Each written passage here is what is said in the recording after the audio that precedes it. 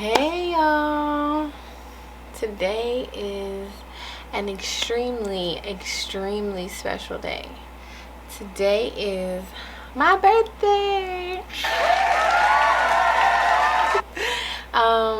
Today's my 30th birthday, and so in honor of my birthday, I still get excited for my birthday. I was not stressed about this birthday at all. I know some people have like a little mental breakdowns or whatever for their 30th birthday, but I was excited because my life is looking good right now. I'm in a different environment, so I'm in my room sitting on my bed, and I actually like this a little bit better. It's a little bit cuter. Maybe we'll do it in here from now on. I don't know. In honor of my birthday, I decided to make a list of 30 things I've learned up until my 30th birthday. These things aren't necessarily in order.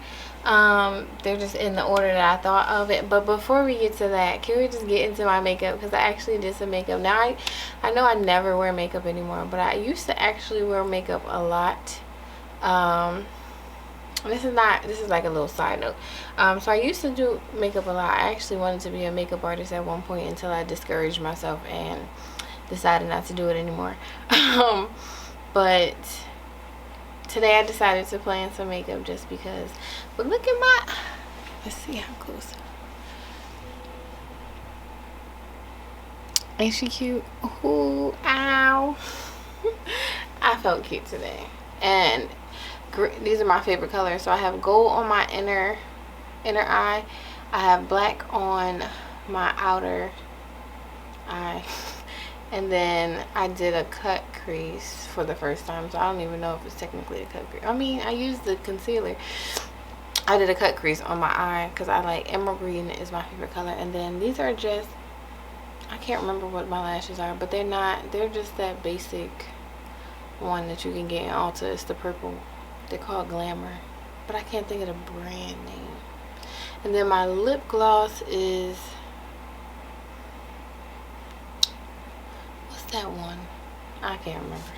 Oh well, I look cute. That was the point.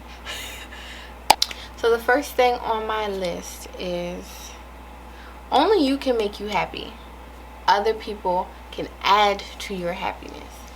So I always hear people say, and I used to say it too, I want to be with somebody who makes me happy, or she doesn't make me happy so I can't be with her, or he doesn't make me happy so I can't be with him. That's not their job. It's not. Adding to it, contributing to it, being a factor of it, or having a memory of a happy moment is what people are supposed to do. But you are the one who is responsible for your happiness, not anybody else, just you. So you need to figure out what makes you happy, how, like, what defines your happiness. My mom likes bowling and line dancing.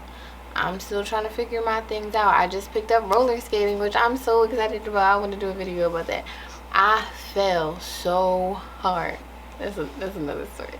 I just picked up roller skating, so hopefully that'll become one of my things that make me happy. Shopping makes me happy, but I ain't got the bread for that right now, so I can't do that all the time.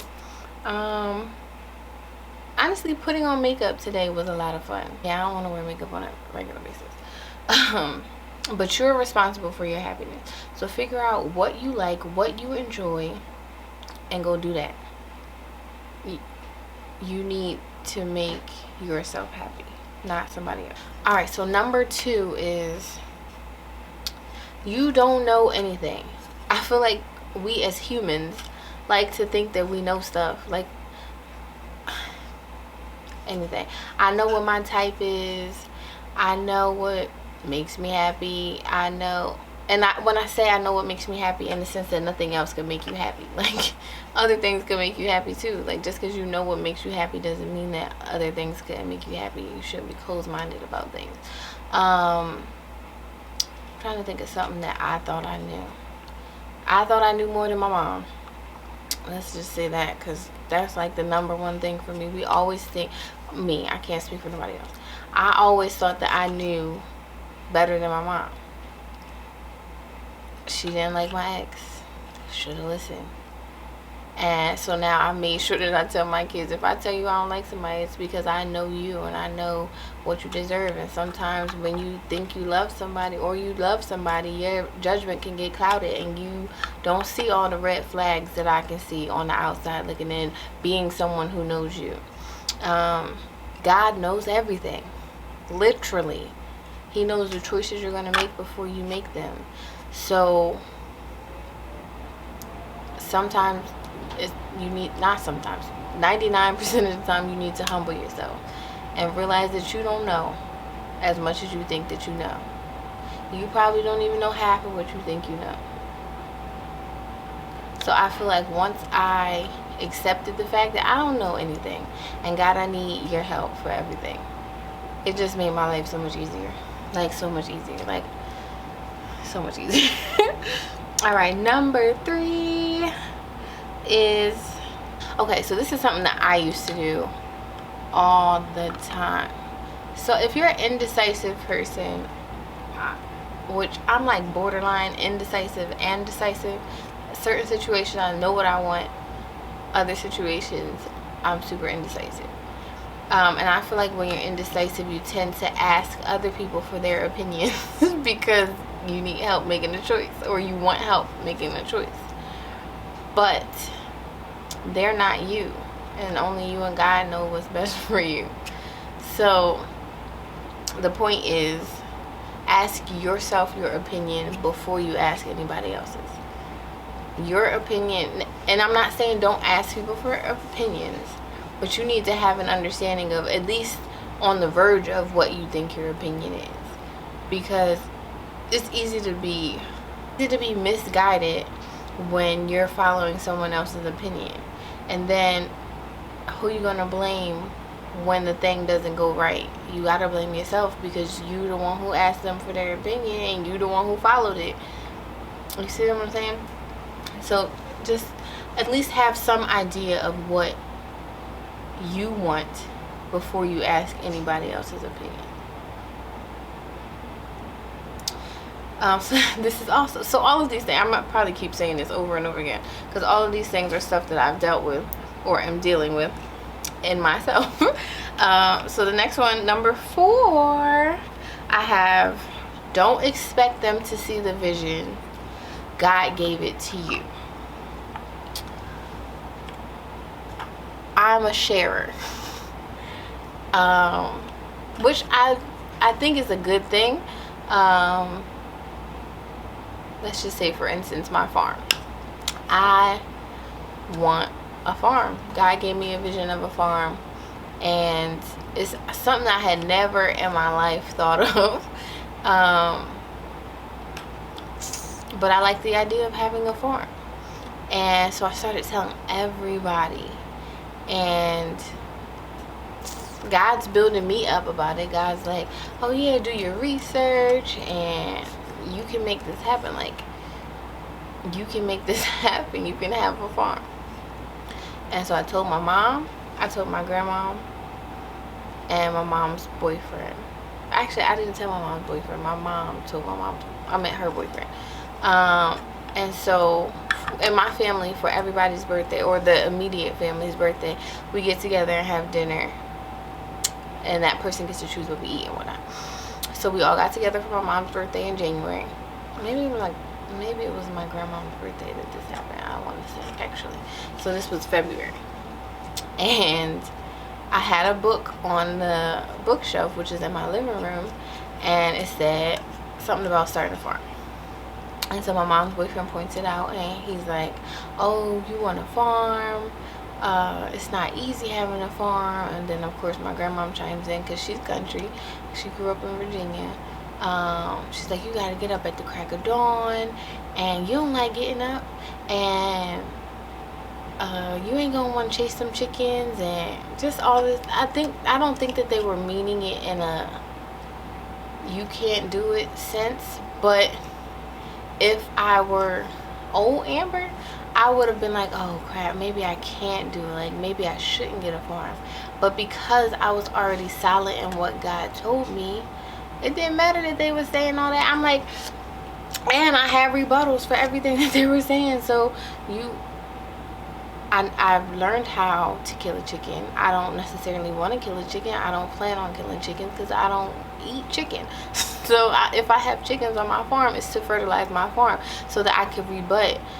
I don't need to catch the chicken, and if I do, my chickens are going to be in a coop. And like, I had all of this information built up because it's my vision, and God gave me the vision, and he told me to do the research. So I already had all the information, or not all the information, because there's always more you can learn, but I already had stuff built up for me to feel solid in the vision that God gave me. So I don't expect them to understand. I can actually understand from their perspective how crazy it looks, because I am a girly girl, and 2-3 years ago I wouldn't have pictured me on no farm at all. So I get it. It's cool. God gave it to me, not to you. What am I on? 5. So number 5 is you are enough. Let me say it again. You right there, I'm playing with stuff. You right there watching this video are enough. I feel like there are so many people in the world who don't feel like they're enough, and then they make other people feel like they're not enough. And if you are one of the broken like me, and impressionable, I want to say, but I don't necessarily like that word. So if you're a person like me who is easily affected by what other people say and do, it is easy for other people to make you feel like you're not enough. And many times in my life, I have felt like I wasn't enough. And it takes a toll on you whether you want to admit it or not.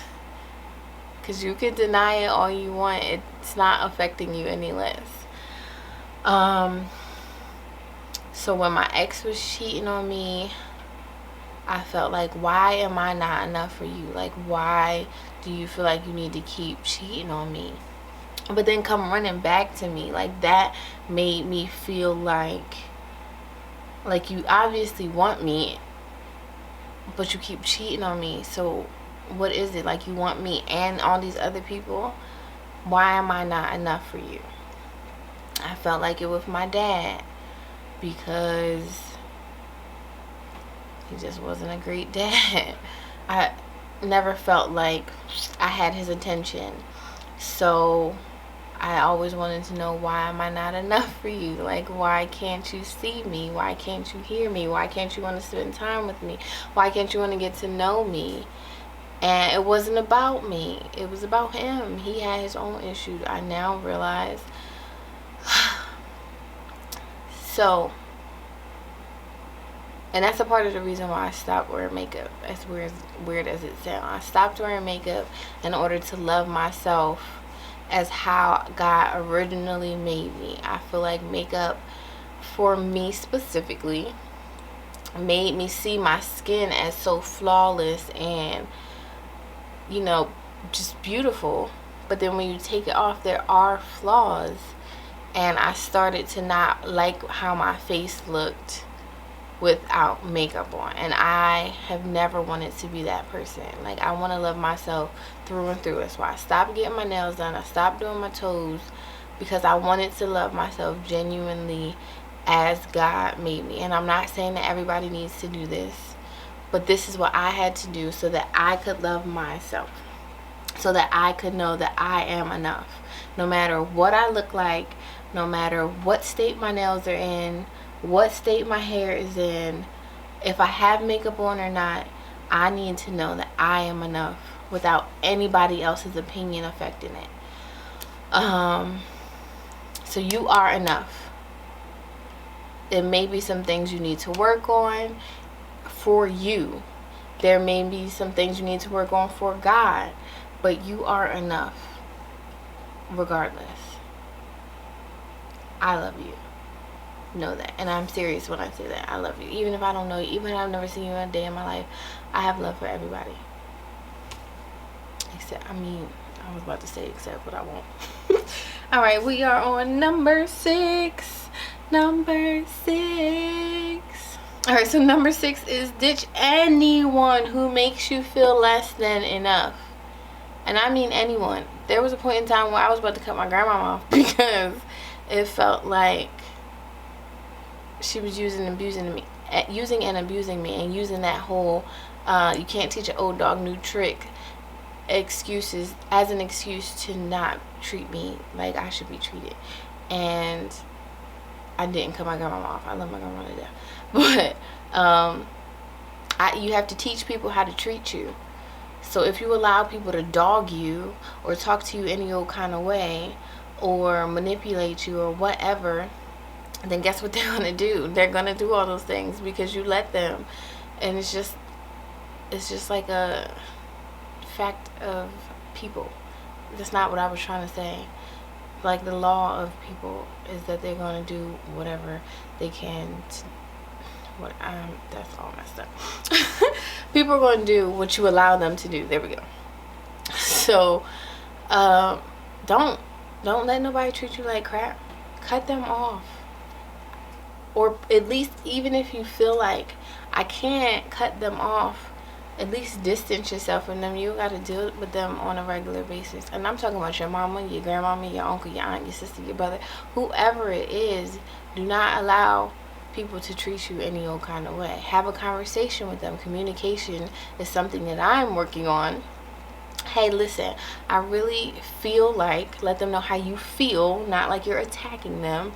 I feel like when you talk to me this way, you're degrading me, or I feel like you don't respect me, or whatever you need to say. Give them a chance, and then if they don't get it right, you gotta go, bro. You got to go, bro. Number 7. Oh, 7. Feel your emotions and name them. So when I say name them, because I'm working on this too, so sometimes I'll be like, dang, I feel, and I can't think of the name of the emotion. Like, I need to broaden my emotional vocabulary, because sometimes I just can't put my finger on what this feeling is. But I think that it's important to name your emotion so that you know how you're feeling and you can process your thoughts of, how did I get here? Why am I feeling this way? Even if it's ecstatic, what made me feel ecstatic so that I can feel ecstatic again in the future? I feel depressed. Well, what made me feel depressed so that I don't feel this again in the future? How can I adjust my life so that I don't feel this again? Or how can I adjust my life so that I do feel this again? I think that naming your emotion is like, that might be like top 5 for me, because I am an emotion pusher awayer. And unless, like, for probably about 4 years, the only emotion I really knew was happiness, like, and it was like mediocre happiness, or anger. And I 0 to 60 real quick. Like, I was 0 to 1,000 real quick. Like, don't play with me. Even my kids was like, Mom, like, you're super overprotective, because I will blow up. And it was because I was going through other stuff. But it's important to name your emotion. Number 8. I don't know why I had to think about it. Number 8 is talk to God every day, not just when you want something. It is so easy to talk to God when you want something. God, please let this job come through because you know I'm broke and you know I need it. God, please let this man treat me better because I love him so much and I want us to be together. Is it true, sis? Because I prayed that prayer. It don't work. I mean, it might work if it's your husband, but it ain't gonna work for some dude you picked up on the corner who ain't been treating you right since day one. It's so easy to run to God when you want something because you want him to come through for you, or you want him to pull something off or make this miracle happen. But if some John come up to you, and a John can be a male or a female, if some John come up to you and it's just like, let me hold $30, and they don't talk to you on a regular basis, you don't even know this person like that, are you about to just give them $30? I doubt it. So why should God make what you want happen just because you asked for it? And you don't talk to him, you don't read his word, you don't nothing, you just want something. I've been there. I've done that. That's why it's on my list. Now I literally make it a point to talk to God. Technically, twice a day is dedicated to God, but I talk to God throughout the day because instead of talking to myself like how people do, I talk to God. So when I wake up in the morning, I do devotions for 15 minutes minimum. And then at night when I take my shower, I don't want to admit how long my showers are, but I talk to God while I'm in the shower. Alright, so part 9 is dream. Part 9. Number 9 is dream huge dreams. Now, I know people say don't make goals that you can't achieve and blah blah blah blah blah. So a goal and a dream, I don't feel like are the same thing. A dream is something that you would love to make happen. Like something maybe even unfathomable. Did I say that right? Can't say it twice. Unfathomable. I think that's right. So I want this doing freaking YouTube when you only have 8, 9, 10 people watching.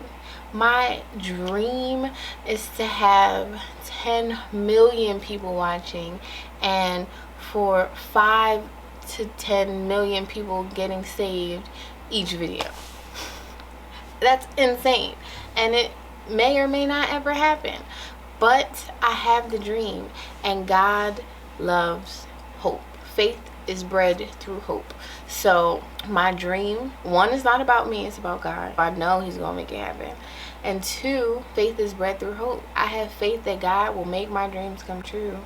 So it's gonna happen. And what's the worst that could happen if you dream a big dream? It doesn't happen, and maybe you fall short, but you made something happen. Set a goal for yourself.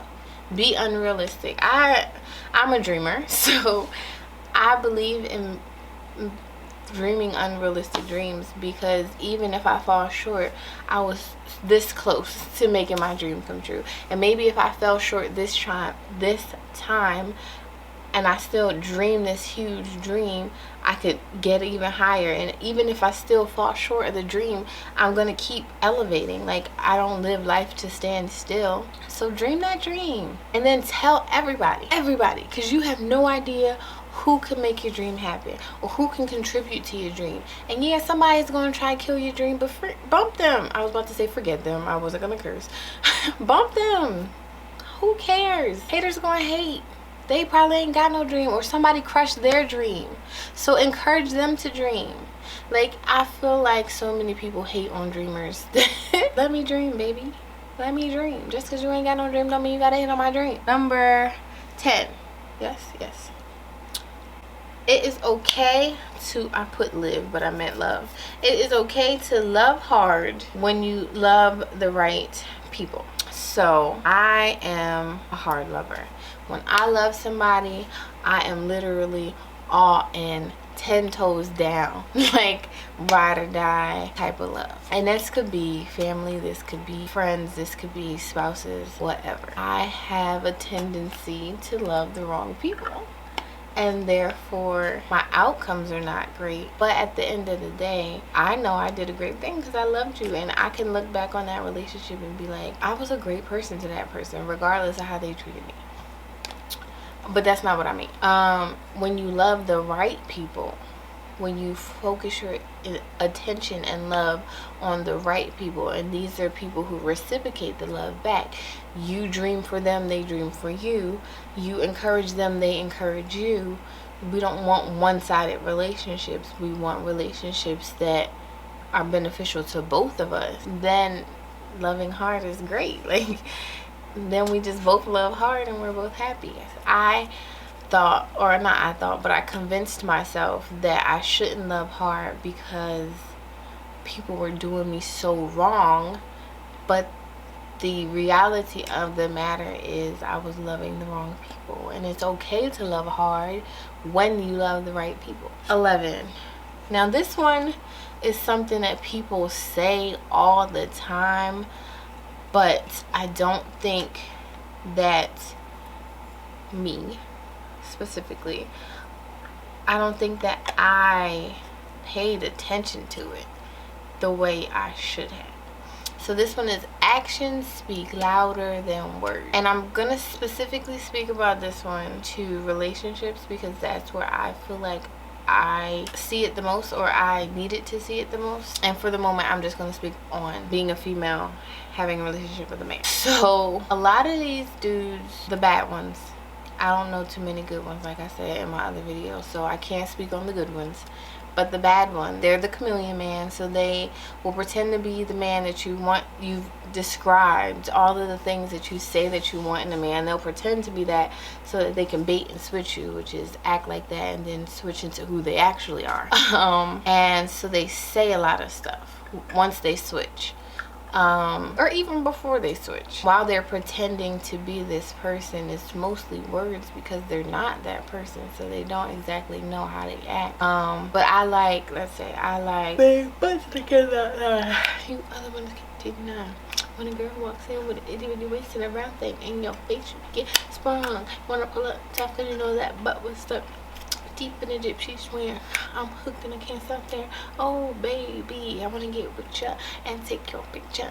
My homeboys trying to warn me with that, but you got made me so horny. Ooh, ruffle smooth skin, you wanna get in my band and use me, but you ain't that app. Why do I know that? Congratulations, you played yourself. Okay, so one thing my ex used to do was, especially when he had just done something wrong and got caught,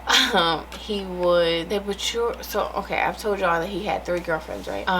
So you're the one I want, you're the one I choose, you're the one that I want to spend the rest of my life with, right? So you can say that easily because that's what you know I want to hear. But then you just got caught for the 5th time cheating on me, or being with this girl, or having her in your apartment, or having her in your car, or whatever. So because you said that to me but you showed me otherwise, that's what you should listen to, not the words, because words come out easily.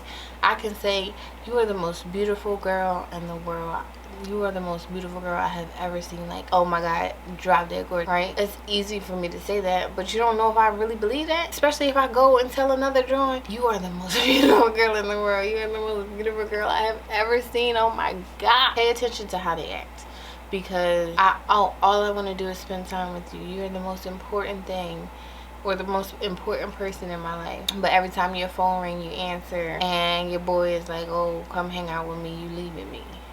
Every time. And sometimes obviously space is cool, but every opportunity you get, oh yeah, I'm on my way.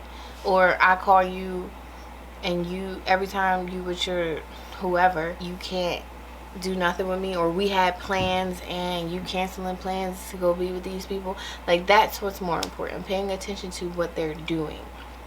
And it's usually in patterns. I feel like when we really like somebody, it's so easy to ignore the red flags because you want it to work, you want them to be happy, you like this person, so you're hoping for the best. But don't make it be in your mind what it's not in real life. Because all that will do is end you up in a bad situation with somebody who really don't care about you but told you that they did, so it's not worth it, sis. Or bruh, it's just not worth it. Number 11, that was 11. Number 12, I don't have enough fingers. You're not supposed to have life figured out at any point in life. Like, literally. I beat myself up about this one a lot, because I've told y'all I like to bounce around a lot about what I want to do with life, and there's a lot of people who will tell you that that's not a good thing. And a lot of people have told me that that's not a good thing. It means that I'm inconsistent, and it means that, I don't know, it means all these things, these bad things. You can't stick to nothing. You're flaky and flighty and whatever else. But I have to try things, and I don't know that I'll ever stick to one thing for the rest of my life.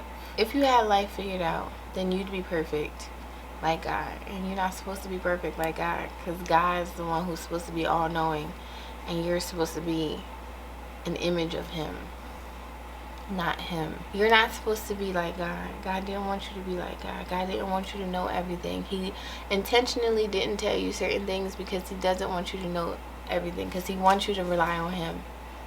So if I tell you every single thing, you're not gonna rely on me, because you got it already. You are a God. You're not supposed to be a God. Only God is God. Only God is all-knowing. It's okay that you haven't got it figured out yet. Just continually work on figuring it out. Continually pray so that you can figure it out, but still be taking steps. God says that he will guide your steps when you walk by faith. So as long as you're living for God, steps you're taking will be guided by him. So even if you think that he said, which we always just think that he said, God told me to do this. As long as it's faith guided and you're doing it for God and with the intentions to please God, he's going to guide your steps. Even if it's okay, now turn this way, because that's not actually what I want you to do. Like, it's cool that you don't got it figured out. It's I promise you it's okay. Be number 12, 13, 14, 13. Number 13 is be kind to yourself. Seriously, it's so easy to beat yourself up, and sometimes we don't even realize that we're beating ourselves up. The little snide comments that you make to yourself or about yourself, they affect you even when you don't realize it. I said that a lot. But girl, you're so dumb. Why are you always doing dumb stuff? You're just dumb. You gonna start to think that you can't make good choices. What else? You're so fat. I think this to myself sometimes. You look in the mirror and you're just like, oh, I'm not where I want to be. I'm so ugly. I'm so fat. All of that stuff starts to build up on you, and you start to see those things. So you have to be kind to yourself. Actively tell yourself kind things. So this is what I do for myself. If I say something negative to me, then I have to follow up that negative thing with 2 positive things, because I don't want the bad to outweigh the good. So, oh girl, you got a pimple, but your brows look popping, and I love your little button nose, or your teeth are so cute, I love your smile. Find something. And it's a challenge sometimes, because sometimes all you can see is negative. So you're building you're training yourself to find the good in you. I love your personality. You are so funny. Even something simple like, I love your Cupid's bow. It's the perfect heart shape, because I do love my Cupid's bow. Find something to love on yourself about, because the more you beat yourself down, the more down you'll be. Number 14. Don't be afraid to be the first. This kind of goes along with don't worry about them not seeing the vision, because God gave it to you. A lot of times God has something specifically for you, and it's something that no one on earth has ever done. Everything has been invented by someone, because God has given it to them, right?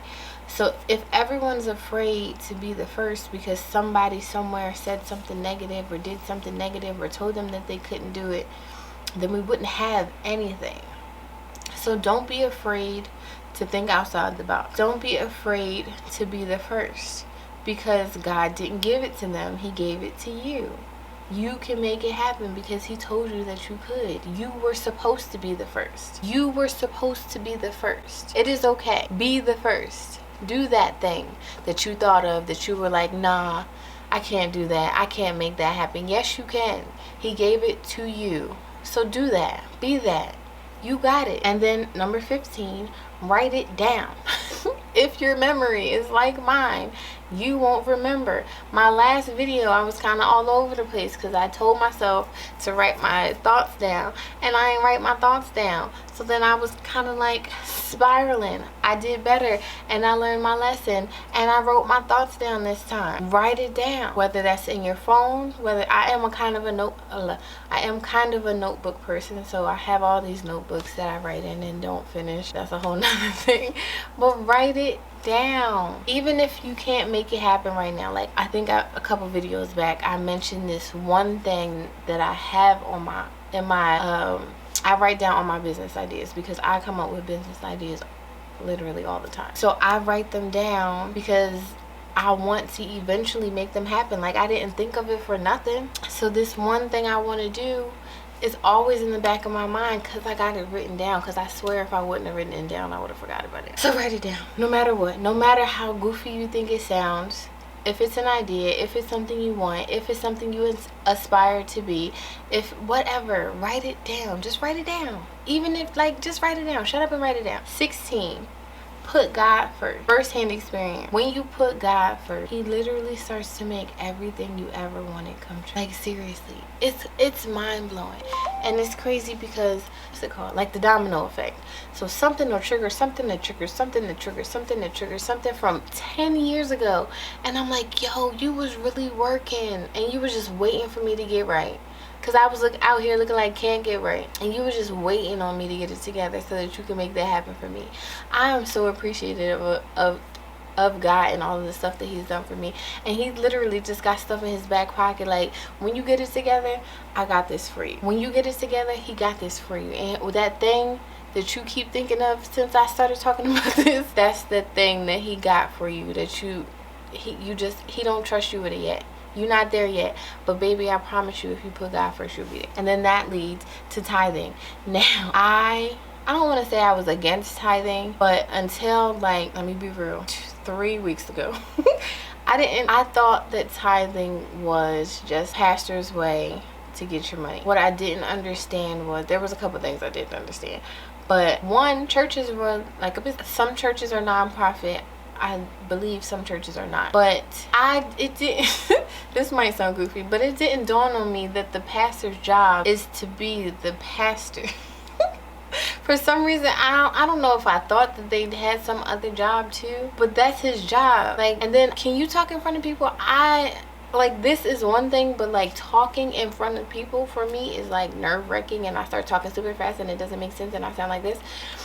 So imagine planning a sermon, and I'm talking about good pastors who God is actually speaking through. Imagine talking to God, listening to him constantly so that you can get the message that he wants you to give to your congregation, then writing that down however you write down a sermon, because I can't even imagine, and then finding all the verses that go with their sermon to make it all make sense. Because if you're not giving me scripture, then how do I know that it's what God said and not what you said?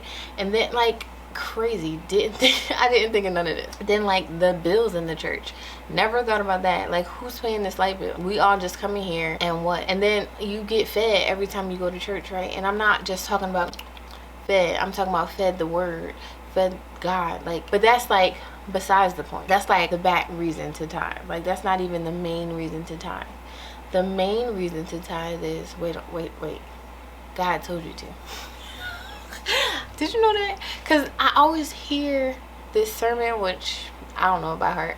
I don't know what the verse is, but you know what I'm talking about, because every pastor says it. But some pastors make it sound like you're giving this money to him. The thing that sparked me knowing about tithing, or educating myself about tithing, is that Pastor Ty is doing financial stewardship for church. It's a series for the past, we're on, that was 3, I think. This last Sunday was 3. And he mentioned reading this book, which I feel like I saw this book somewhere before, but I didn't see a reason to pick it up. And then when he said it, it was like, all right, God, I hear you. Like, you showed it to me before, and now you're telling me to read it again.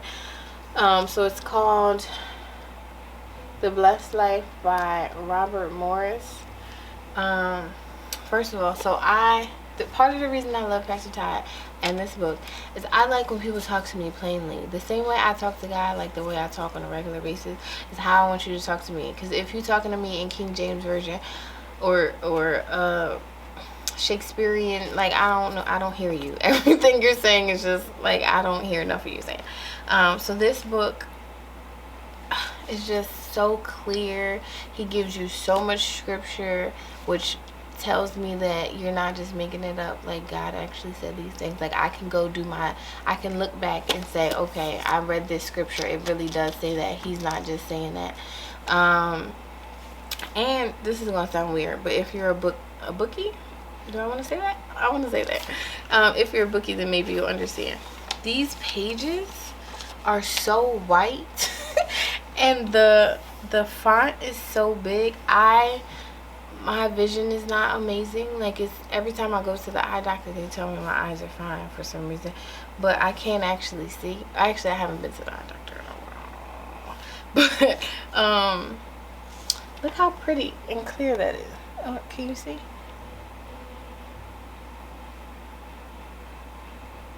So I'm on chapter 7 and I've already learned so much. So I suggest it.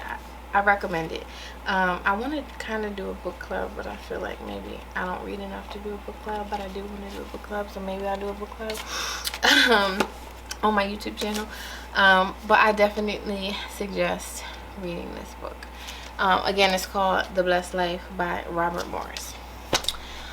And that's where that in the Bible and Pastor Todd's scripture is where I'm getting all my information about tithing. Number 18 is lift each other up. People like to say that black people are like crabs in a barrel. And then one day I saw this, I want to say it was a tweet. I think it's like a famous picture that's like been all around the world of these crabs in a barrel, but they're actually black people in a barrel. And the caption said, they tell black people to not act like crabs in a barrel, but crabs don't belong in a barrel. And I'm not just specifying this to black people, I'm saying all people in general. I think that we do, as humans, act like crabs in a barrel. Like, you can't have that, I want that, I gotta knock you down so that I can get what I want and you don't get what I want. We're always trying to one up somebody. But imagine how awesome the earth would be if we all just work together for the greater good. Like, if we share a common interest, we both want to be CEOs of, I don't know, a sandal company. Why can't we work together to make that happen? Even if it's two separate companies. My vision and your vision are not going to be the same. Why? Because we're not the same people. And if our visions are so similar, then why can't we work together so that we're moving each other up together? Like, share our thoughts and opinions so that we're building each other at the same time. Or if our ideas are completely different and you know something that I don't know, why not educate me so that now we both know? Like, me knowing what you know is not gonna, I'm not gonna, like, if you're meant to have this, me knowing the same information as you know is not going to stop you from making yours happen. If that was the case, why is there college? Everybody's learning the same information and applying it differently. We don't have to knock each other down. Our selfish, fleshy tendencies that require us to knock each other down. But if we all acted godly like we were supposed to, we could just build each other up and this world would be so much better. That's all I'm saying. Like, so much better. We suck as humans and we ruin everything. It's just a fact. We just need to do better. Alright, number 19 is black is beautiful. And I mean all shades of black. You could be the black of the bear, the sweet of the juice. I do slightly wish that there was like a light-skinned version. But I understand that colorism is a thing and light-skinned people typically get treated better. I don't know that I ever got it because I don't think I'm light enough to receive it. But I think all black, all shades are beautiful, and I think that we need to stop with the, you know, all the stereotypical black stuff we do. Light skin is better than dark skin, or dark skin is better than light skin. Who freaking cares? Your skin doesn't make you better than me. White doesn't make you better than me. I honestly don't even know if anyone can be better than anyone. We're just people, and we all have flaws, and we all do stuff wrong, and we all do stuff right, and nobody's better than nobody, if you ask me. Oh my God, black is beautiful. Don't be racist. Don't be sexist. Don't be colorist, because it doesn't even make sense. Number 20, I have things fall in place when you're living a purposeful life. Like a lot of people are searching for their purpose, and I was one of these people like last year. And then once I started honing in and praying and really focusing with God on what my life purpose was, and he gave it to me, everything just started falling in place. I told y'all I kind of want to do a part 2 of my I quit my job video, but I haven't technically worked since March of 2020. Literally my birthday, this day last year, Delaware went on lockdown. So my birthday, March 16th 2020, Delaware went on lockdown, quarantine, and I haven't worked a real job, or not, I won't say a real job because I love my job, of being a blogger, and I haven't wanted for anything since then. Ever since I started living for God, I haven't wanted for anything. Every time I need something, he provides it. Like literally every time. I thought that my unemployment was gonna end for a minute, he fixed it. I thought that I wasn't gonna be able to afford to pay my bills, he fixed it. Like literally everything that I need has been supplied for literally now a year. And I haven't been worried at all, because I've had faith that God had, because he told me he had me. And I heard that clear as day. God was like, I got you. And I was like, cool, because I was stressed for a minute. So once I just started living for him, he told me, if I haven't shared it before, my purpose is to serve the broken and help build the broken up, and also to serve the home. So I feel like the main focus of my YouTube is to serve the broken. So I do videos, and I am the broken. So it's not like I'm trying to serve somebody who ain't I am. We are the same person. So I want to, and I've grown so much. I fixed so much of myself that I had allowed to be broken, and I just want to help you. So yeah, I want to fulfill my purpose through God.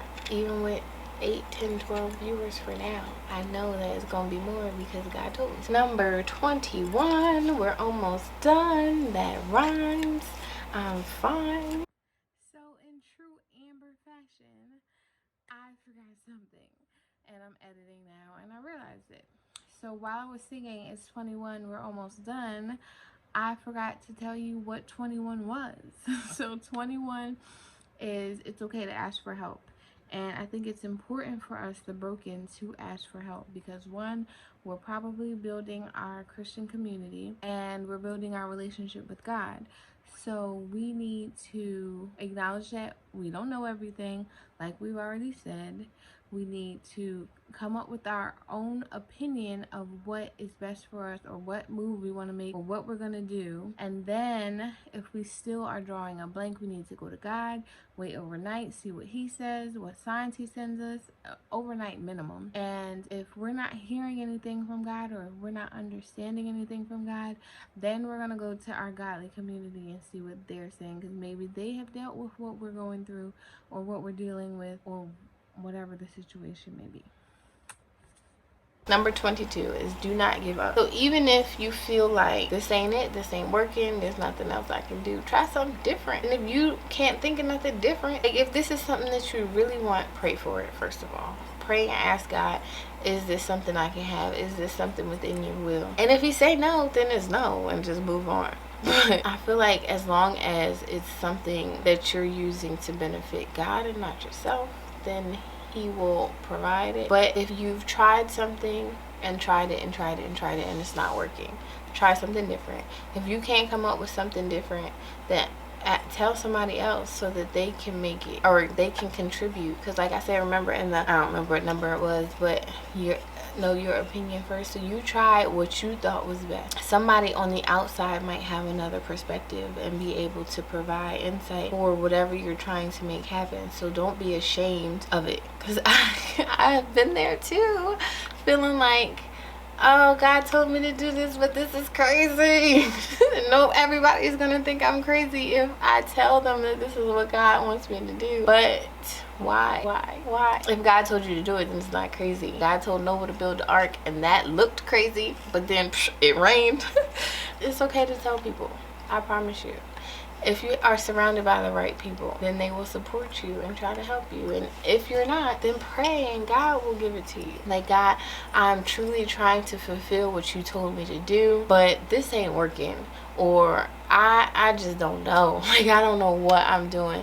Can you please help me? Can you please show me a different way? Can you please give me a sign that what I'm doing is right? Can you please something? Talk to him. Talk to him. Didn't we talk about this like 2-3 videos ago, or every video? Just talk to God. Like, literally legit talk to him. Number 23 is burn off the leeches. So I do think I talked about this in another video too. Some people who see something in you that they don't have and they want, or see something in you that is good and they're jealous, or see something in you that, I don't know, whatever, because I'm not one of these people, so I can't even fathom why they do it, except them 2 reasons. So a leech is it an insect? It's a little creature. I don't know. I've seen the ones I've seen in movies, because I haven't seen them in real life, are like this big. They kind of look like a fat slug. I was about to say worm, but they look like a slug, and they stick onto you, and while they're on there, they suck your blood. And if you got enough of them on you and you leave them on there, they start to suck you dry, and they'll keep sucking and sucking and sucking and sucking you dry. And to my knowledge, the only way to get a leech off is to burn it off. So you take something hot that you burned and you sit it on there, and it will burn and curl up and die, like when you pour salt on a slug. That's the only way to get them off. And people can 100% be leeches. 100%. I'm not saying you got leeches, but people can be leeches, and the only way to get rid of them is to burn them suckers off. Get rid of them. Because even if you try to be forgiving, even if whatever kind thing you're thinking, they got to go, because the leech is gonna leech regardless. Like, that's just what they are. That's what they were created to be. They were created to suck you dry. And if you allow them to, that's exactly what they'll do. And then you'll be looking like, why do I feel so bad? Why am I so exhausted? Why don't I have energy to do this thing that God told me to do? It's because you got these leeches. Or why am I discouraged? Or why do I feel like I can't do it? It's because you got all these leeches in the background just sucking you dry. I'm gonna put hopefully I could put a bunch of leeches just in the image right now, because all they do is just suck you dry, and you got to burn them suckers off. 24. Having a pure heart will always end with a positive outcome. When I say pure heart, is doing something because for the betterment of others, or because you wanted someone else to do well, or whatever. Something good, like you went into something with good intentions. Even if that person does you dirt, God knows your heart. So if he knows that you went into this situation because you were trying to help this person, then God is going to bless you. That person, forget them. Bye. Shoot. I know that I went into this situation with a pure heart. I know that I did this with good intentions. I know that whatever. A pure heart always wins. Pure heart people always win. Oh, even if you don't win from people, you will win from God. That's not how I wanted to say that, but you get what I'm trying to say. 25 is recover from your trauma. I have trauma. 99% of us, I don't know, these are not real statistics. I just say numbers and throw a percent on it. 99% of us have trauma. Your trauma probably is not the same as my trauma. Don't compare your trauma to my trauma. The fact that our trauma is different doesn't make your trauma any less traumatic. It was traumatic to you. Recover from it. That's what the point is. Trauma, I didn't even know I had trauma, honestly, until quarantine. I decided to do BetterHelp, that app that's it links you with counselors. It was awful. It wasn't awful. It was stupid. She didn't pay attention to me at all. If I didn't send her a message, then we wasn't talking, and I was paying too much money for you to not be paying attention to me. But that's beside the point. She did teach me that I had trauma, because I had never named the stuff that I've been through. I just thought that I had been through some bad stuff. Like, that's it. Recognize that you have trauma, and then learn how you can recover from it. If you need to talk to a counselor, talk to a counselor. If you need psychiatric help, seek whatever type of help you need. I just don't want you to get on medication. Can I say that? Yeah, I'm gonna say that because that's genuinely how I feel. I feel like a lot of stuff can be dealt with without medication. Like like if you need medication, then take medication. I'm not saying don't take it, but I know people who are on medication right now that I know can handle their situation if they actually just dealt with what the stuff that they're dealing with instead of taking medication. So I'm gonna just say that. But if you need medication, by all means take medication. But if you can deal with it without medication, then I think you should deal with that without medication, because there's so many drugs and like whatever. 26. I keep wanting to put my fingers up like I was in the beginning. Number 26 is inner peace leads to outward prosperity. When I did not have inner peace, meaning I had so much stuff just going on in my head, I was trying to block out emotions and I was trying to hide from stuff, traumas, block it out, not remember. Anytime I was trying to push down or block out things that I needed to deal with, I couldn't sleep. I was either not eating enough or I was overeating, which all of these things caused me to not be fully attentive to my kids. Like, it's just a snowball effect. But when you deal with the things that you need to deal with, whether that's your emotions, whether that's with your family relationships, whatever relationship, whatever is going on in your life that you need to deal with, and you know you need to deal with it, or you know that you're pushing it down, or you know that you're avoiding it, those things, when you deal with them and then you become like, you know, when you hear those videos and the lady is talking like this and she sounds all calm, and you will have inner peace and breathe in and out. Like, that's how you feel on the inside, and it's like, ooh, wow, I didn't know I could feel this way. When I go to sleep, I'm knocked out. Like, literally at one point in time I could not sleep at all because my brain was going about this and that and this and that. And now when it's bedtime, we shut it down.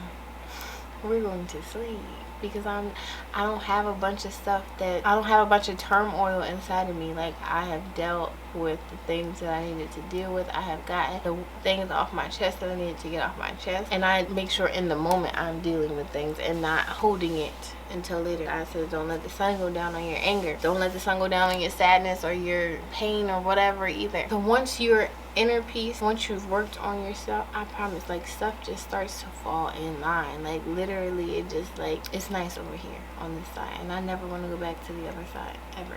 27. Don't chase the bag, chase the purpose, and the bag will chase. I saw this video, I guess that might have been during quarantine too. Like, my whole life feels like it was quarantine now. But this girl was sitting in her car and she's like, I don't want to chase the bag anymore, I just want the bag to chase me. It's so funny. This is ghetto. I'm fed up. The bag is not chasing me. I'm chasing the bag. I want the bag to chase me. I don't want to chase the bag. I don't want to get up every day and chase the bag. But that's true.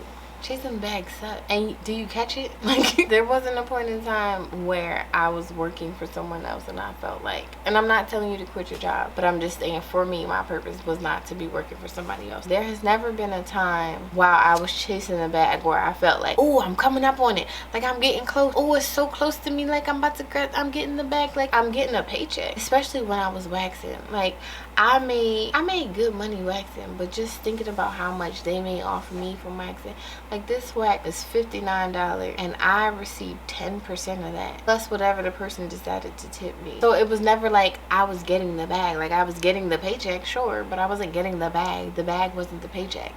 But once I started chasing my purpose, I promise you, money just started coming in, and I'm like, where is this money coming from? Why do I keep getting deposits into my account? I don't even know where these are coming from. But thank you, guys. I appreciate it. So once I started following my purpose, God just started giving me, and I said this already, but God just started like, ooh, here you go, blessings, blessing. Number 28, fight the fear. Let me say it again, fight the fear. God did not give us the spirit of fear. I didn't realize how much stuff I was fearful of. Like, when God told me to quit my job, I was afraid. I was so afraid. Like, how am I gonna pay my bills, God? How? Like, if I cannot afford to get kicked out of this house, God, like, this mortgage needs to get paid. What am I gonna do? Like the electric, I need electricity. My kids need a home, but I'm gonna have faith. But I'm scared. But then once I just trusted him, it was like I just said, like, blessing. But fight the fear, no matter what. Don't be afraid. I was afraid of birds.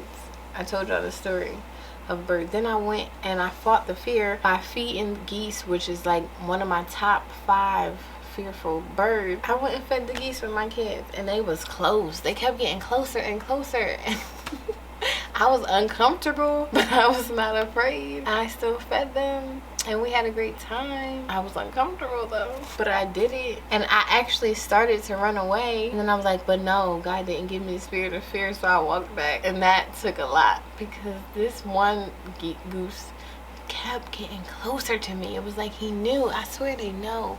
Like, ooh, you don't really like us like that. Let me get as close to you as possible. Fight the fear. Whatever your fear is, you gotta fight it. Because on the other side of that fear is probably something amazing. 29 is do what you love. In our efforts to chase the bag, I think we a lot of times sidestep what we actually love and enjoy to do. Even if you gotta do it on the side for a while, do that anyway.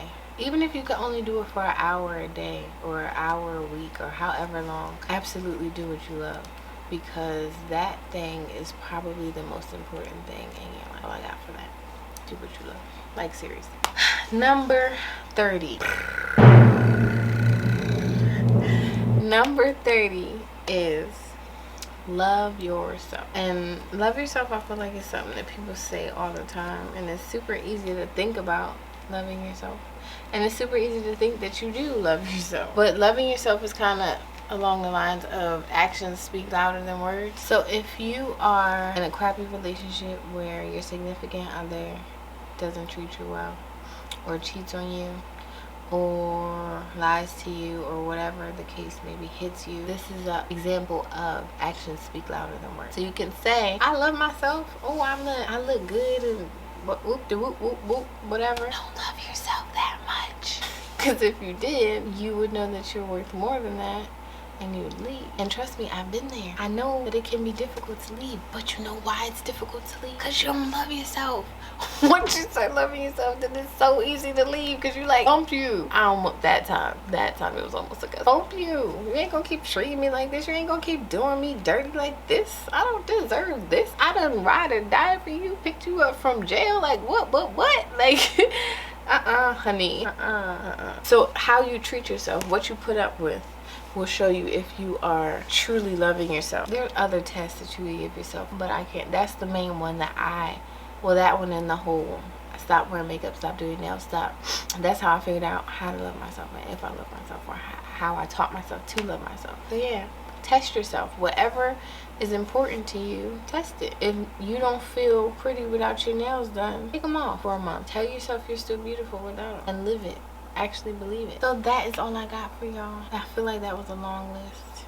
I hope that some of them were beneficial to you, if not all of them. Well, I hope that all of them were beneficial to you, but I doubt that one person needs every single one. But this is what I have learned, the main things that I have learned over these past 30 years. I can't believe I'm 30 now. Do I look 30, y'all? I don't feel like I look 30. Thank you for tuning in to another video. I hope that you like it. So like it if you like it. Subscribe if you like me and want to see more of me and want to talk to me more often. Comment. So let's see, what should you comment?